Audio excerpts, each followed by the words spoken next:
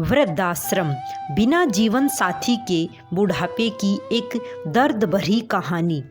कार्तिक 9 साल का था। उसके मम्मी पापा एक ही कंपनी में काम करते थे। उनके ऑफिस चले जाने के बाद वो अकेला रह जाता था, इसलिए उसका ध्यान रखने के लिए घर में एक नैनी रखी हुई थी। कार्तिक अपने मम्मी पापा की इकलौती संतान था, इसलिए कार्तिक की हर इच्छा पूरी की जाती थी। कार्तिक के पास ढेर सारे खिलौने थे, पर नैनी और खिलौनों के साथ खेलते हुए वो ऊब चुका था। इसलिए एक दिन उसने मम्मी पापा से कहा कि वो लोग उसे छोड़कर ऑफिस ना जाया करे और उसके साथ घर में ही रहे। मम्मी पापा के लिए ऑफिस छोड़कर घर पर रहना संभव नहीं था, इसलिए उन्होंने नैनी से कहा कि वो कार्तिक को पास के ही पार्क में रोज घुमाने ले जाया करे। उनका कहा मानकर नैनी कार्तिक को पास के ही एक पार्क में ले गई। शाम का वक्त था। पार्क में बहुत सारे लोग थे। वहाँ झूले लगे हुए थे जिन पर बच्चे झूल रहे थे।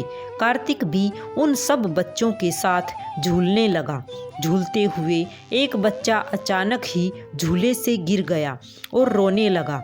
उसको रोता देख उसकी दादी उसके पास आई और उसे गोद में उठाकर चुप कराने लगी। बच्ची को चुप कराने के लिए उसकी दादी ने पार्क में ही खड़े आइसक्रीम वाले से आइसक्रीम भी दिलवा दी। बच्चा चुप हो गया। नैनी ने भी कार्तिक के बिना मांगे ही उसे आइसक्रीम दिलवा दी। कार्तिक बहुत देर से उस बच्चे और उसकी दादी को देख रहा था। वो बच्चा फिर से कार्तिक के बगल में आकर झूलने लगा। ये तुम्हारी नैनी है? कार्तिक ने उस बच्चे से पूछा। नहीं, वो मेरी दादी है, मुझे बहुत प्यार करती है, उस बच्चे ने कहा और भागकर अपनी दादी के पास चला गया। दीदी, आपकी भी दादी है?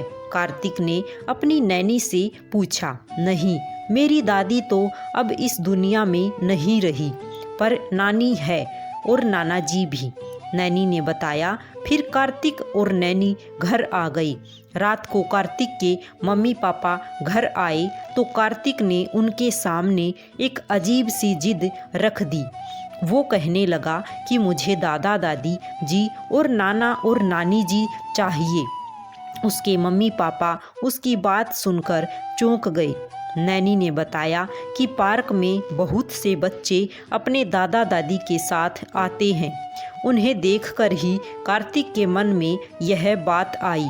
कार्तिक की मांग गलत नहीं थी, पर पूरी भी नहीं हो सकती थी, क्योंकि चारों में से कोई भी अब इस दुनिया में नहीं था। और रही रिश्तेदारों की बात, तो उसके मम्मी पापा दूसरे शहर में रहते और रिश्तेदार दूसरे शहर में थे। मम्मी पापा ने कार्तिक को समझाने की बहुत कोशिश की, मगर वो नहीं समझा। उसने नैनी के साथ पार्क जाना भी बंद कर दिया और हमेशा चुप चुप और चिढ़ा हुआ रहने लगा। कार्तिक की ऐसी हालत देखकर उसके पापा को एक उपाय सूझा। चलो, आज हम दादाजी दादी नानी और नाना जी सबसे मिलेंगे, कार्तिक के पापा ने कहा। कार्तिक बहुत खुश हुआ। फिर उसके मम्मी पापा उसे एक वृद्धाश्रम ले गए। कार्तिक को देखकर वृद्धाश्रम में मौजूद वृद्ध लोग बहुत खुश हुए। उन्हें कार्तिक के रूप में एक पोता मिल गया था और कार्तिक को दादा दादी। कार्तिक सभी के साथ खूब खेलता रहा।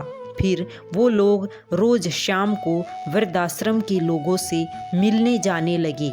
अब कार्तिक बहुत खुश रहने लगा। यह देखकर उसके मम्मी पापा भी अब खुश थे।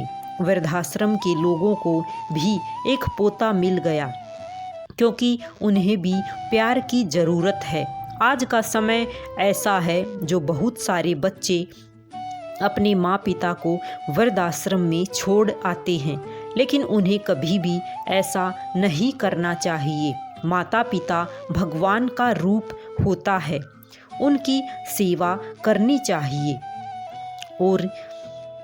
और जिनके माता पिता इस दुनिया में नहीं हैं, उन्हें वृद्धाश्रम में जाकर उन लोगों से मिलना चाहिए जो अपने बच्चों के लिए तरसते हैं और उन्हें खुशियाँ बांटनी चाहिए। राधे राधे सभी को। जय श्री कृष्णा।